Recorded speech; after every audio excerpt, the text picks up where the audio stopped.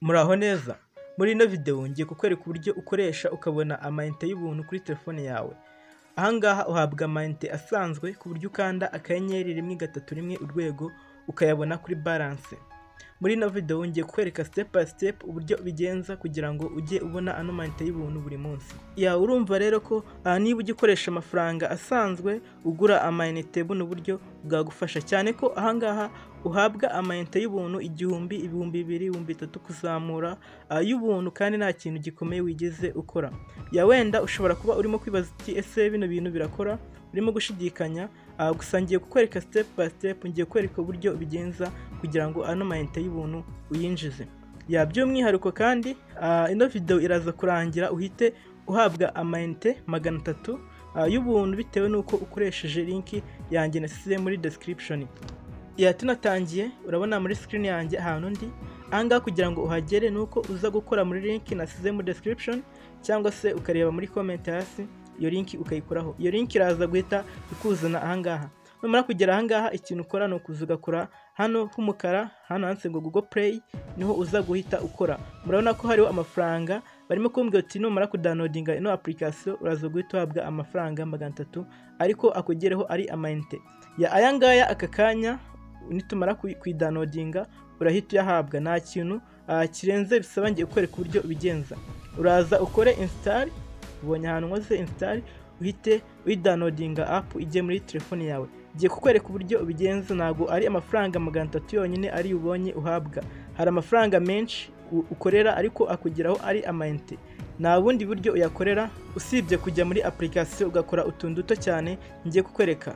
Ya uyikimara gufungura ino application rero uhita ugera ahangaha barimo kukubita ngo complete task and an airtime. Ya uraza uhita ukora ahangaha ngo get started kuri no buto urimo kubona y'ubururu ifite background y'ubururu. Numara kuyikoraho urahita ugera ahangaha numara kwajya rero urahita ushyiramo town cyangwa se umujyi utuyemo. Nk'urugero reka twandike Kigali. Ya uraza wandikemo Kigali hejuru. Noneho ahangaha kuri gender uhitemo male cyangwa female. Ya ibyiza rero nawe nuko wahitamo female. Noneho hasi uhita uza wandikemo email yawe. Ya ahangaha tugiye gushyiramo email, ubwo nawe uraza kwandikamo email yawe. Ndabizi nta muntu ubungubu utagira email. Ya urandika email yawe neza, ukurikizaho n'ijambo @gmail.com. Ya urandika email yawe neza. Ya hasi noneho uraza uhita ushyiramo password. Ya uraza gushyiramo password uzajya ukoresha winjira muri no application. Ya ahangaha rero ho uragenda wemeza maze uhita ukora kuri no buto rya continue. Ahangaha kuri continue. Ya numara kubikora byarangiye, ubungubu account wamaze kwifungura. Ya rero urahita umanukana none ahangaha barimo kukwereka uze ukore ahangaha ngo open. Ahangaha harimo ijambo ngo open ating, ahangaha umutuku niho uza ugahita ukora.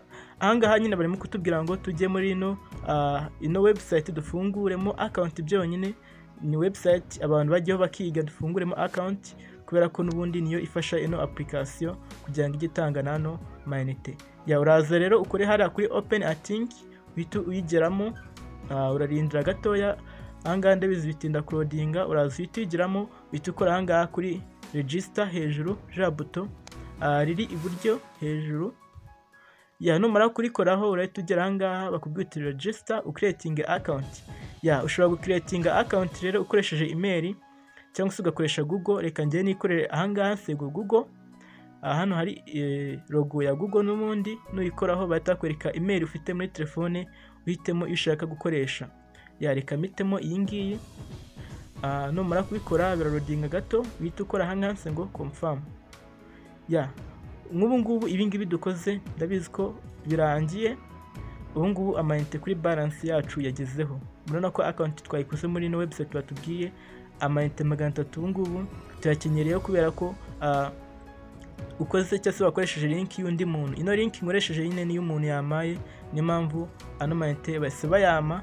Ubungubu reka njye kuri balance yanjye, reka nsubire inyuma. Ahangaha ndimo gusubira inyuma ndaza nkore ahangaha ngo I completed. Ya ubonye ahantu ngoze hejuru bwa mbere ngiye gufungura account nakoze kuri open ating hejuru hari aho umutuku. None ubungubu ngoze kuri I completed. Ya iyo umaze kubikora rero birarodinga gatoya, gategereza gatoya. urabona ko kuri balance hagiyeho amafaranga 300. Ya mu kanya ntabwo hariho ano mafaranga ubu ngubu gusa yagezeho kuri balance. Ya ngiye kwanza mbereke uburyo bigenza kugira ngo ano mafaranga uyabikuze. Ese bigenza gute kugira ngo noneho uyabikuze?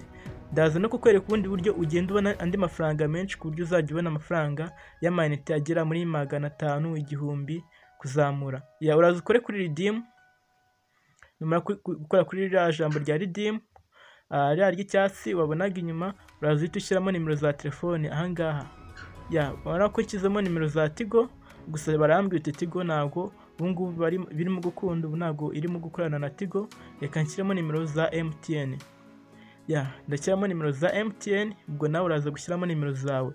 Ya icyiza kino application nuko waba ufite n'amayinite menshi ukaba wayaha n'abandi bantu runaka ushaka.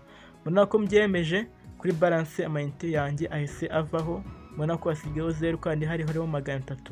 Yamara ko kandi amayinite agiye, ubu ngubu amayinite yangezeho. Kugira ngo akugeraho iyo umaze gukora kuri redeem bitwara byibuze amasegonda 2 cyangwa se bihita bikugeraho, ubundi nta nubwo bijye bitwara igihe kinini.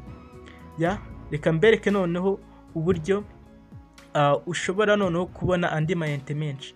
Mubonye ko ariya ni amayinite 300 baduhaye yo kwinjiramo gusa, noneho ngiye kukwereka uburyo ubona amayinite menshi arenze 300 yo kwinjira gusa. Yamurana ko kuri balance dufite ze n'ubundi amayinite yavuyeho. Ya uburyo rero tubigenza, uraza ukore ahangaha, harimo uburyo butandukanye. Ya uraza ukore ahangaha ngo an airtime, rira buto uze hasi ngo complete survey. Ya uraza hasi ahangaha ni amasurvey tugiye gukora kugira ngo duhabwe amayinite. Ya ino application ni application ikora neza. Bwa mbere abantu barabizi ko yigeze kuza ikarekera ikaberekeye gukora, gusa ubu ngubu ni application ikora neza. Ahangaha bagiye kutubaza ibibazo bitandukanye kugira ngo tubone, kubera ko ino ni website n'ubundi ifashwa n'iyindi yigishirizaho. Ahangaha barimo kutubwira amasurvey baduha kugira ngo tujye twiga. Ahangaha urahitamo, ibyiza nuko wahitamo ibintu bijyanye n'ikoranabuhanga kugira ngo ubone amasomo menshi cyangwa se ubone amasurvey menshi y'ibintu wakiga. Ya uraza ugende uhitamo, barimo kugenda bakubaza ibibazo bitandukanye, ugende usubiza uko ubyumva gusa cyangwa se usubiza nyine bitewe n'amasomo ushaka kujya gufata. Ya nakubwiye ngo ino ni website, bino bintu impamvu barimo kubikubaza no kugira ngo babone amasomo bazakuzanaho kugira ngo wige. Ya nukuvuga ngo ino website no turiho cyangwa se no application irimo kuduha amayinite ifashwa n'indi imeze nkaho ari ikigo gikorera kuri internet gitanga amasomo. Ya murabona ko ndimo kugenda nsubiza bino bibazo barimo kugenda bambaza. Iki ngiki nicyo cyanyuma, reka nkore ahangaha complete. Ya murabona ko batubwiye uti tube twitonze bazaduha amasomo twatangira tukiga kugira ngo duhabwe amayinite y'ubuntu uko twiga. Ya nk'urugero dusubiye inyuma nanone tugakora kuri hariya none twakoze, murabona ko noneho batubwiye ngo an airtime, bakaba baduhaye ibindi bitandukanye na complete survey twabonye bwa mbere.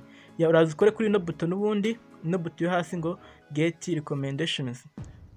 Ya urayikoraho birarodinga gatoya, murabona ko noneho bahise baduha amasomo bitewe n'ibibazo twasubije n'uburyo twagiye tubisubiza mu kanya mwayibonye. Ya ahangaha rero ano masomo barimo kuduha ni amasomo dushobora kwiga tugahabwa amafaranga. Murabona ko kuri buri somo barimo kuduha amafaranga 500 kuri buri somo.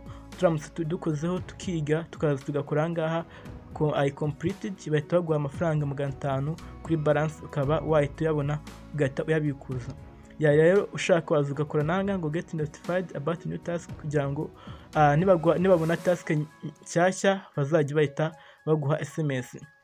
Ya reka mwereke nanone ubundi buryo wakoresha kugira ngo ubone amayinite y'ubuntu, kugira ngo kuri balance yawe yandikeho amafaranga ushobora no guhita ubikuza mu mayinite. Ya uraza ukore ahangaha ngo an airtime, ahangaha ngo an airtime, uraza ukoreho bahita baguha ahantu hameze gutya kumeza umanuke. Ya murabona ko biciye muri buno buryo ngiye kukwereka uburyo bwo gutumira. Murabona ko twakoreyeho 300 ari yandi twabikuje, noneho ushobora no gukorera nandi. Ya buno buryo nubwo gutumira abantu. Ya uraza ukore ahangaha ngo get invite link, urahita uhabwa link ku buryo umuntu utumiye bahita bamuha 300 ndetse nawe bakaguha 300. uraza ukore ahangaha handitse ngo copy, uhita ubona link. Iyo link ushobora kuba wayishyira nko ku mbuga wenda nk'urugero reka tuyishyire kuri WhatsApp, ukaba wareba nk'abantu kuri WhatsApp ukayibaha, ukabasobanurira ko badownloadinga ino application bagakora n'ibi twakoze kugira ngo duhabwe ano mayinite, maze nabo bagahita bayahabwa ndetse nawe ugahabwa ano mayinite. Uko utumira abantu benshi birumvikana ko ariko ukorera amafaranga. Urumva utumiye abantu 10 amayinite waba umaze kubona kuntu yaba angana. Buno buryo ni ubundi buryo bwa gatatu mweretse ushobora kwinjizamo amayinite ukoresheje ino application. Ino application irakora ndetse n'amayinite ako kanya iyo umaze kuyabikuza ahita akugeraho ako kanya kuri balance, ugatubona message kuri MTN ko wakiriye amayinite. Ino video reka nyigarukirize ahangaha, ndabizi neza ko ibafashije, kandi niba ufite ikibazo ushobora kucyandika muri comment, ako kanya ndahita ngusubiza. Niba uri mushyashya rero ushobora gukora subscribe, kandi niba ino video koko igufashije ntugende udakoze like. Ciao ciao, naho mu yindi video.